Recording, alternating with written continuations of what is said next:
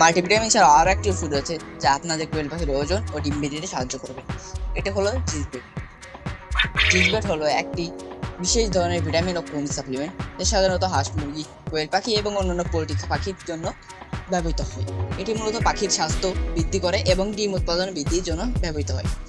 জিসবেট এর মূল উপাদান জিঙ্ক রোগ প্রতিরোধ ক্ষমতা বৃদ্ধি করে, আয়রন রক্তে হিমোগ্লোবিন গঠনে সাহায্য করে, সেলেনিয়াম কোষের ক্ষয়রোধে সাহায্য করে, ভিটামিন এ, ডি3, ই যা হাড় মজবুত করতে সাহায্য করে এবং প্রজনন ক্ষমতা বাড়ায়।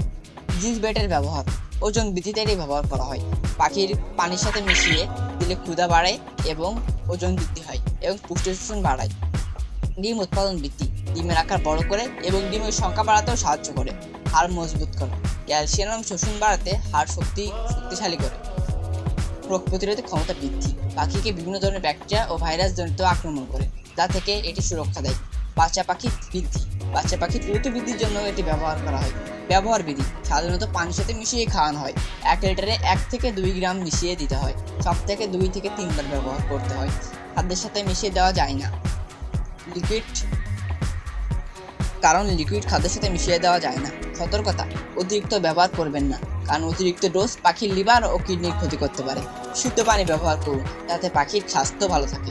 মানব ব্যবহারে জিসবেট নয়, শুধুমাত্র পাখির ভেটেরিনারি জিসবেট ব্যবহার করুন। উপসংহার, জিসবেট একটি কার্যকারী মাল্টিভিটামিন সাপ্লিমেন্ট যা কোয়েল পাখি সহ অন্যান্য পোল্ট্রি পাখির জন্য স্বাস্থ্য ও ওজন বৃদ্ধিতে সাহায্য করবে। সঠিক ডোজ মেনে চলুন এবং নিয়মিত ব্যবহারের মাধ্যমে পাখির সামগ্রিক স্বাস্থ্য উন্নত করুন।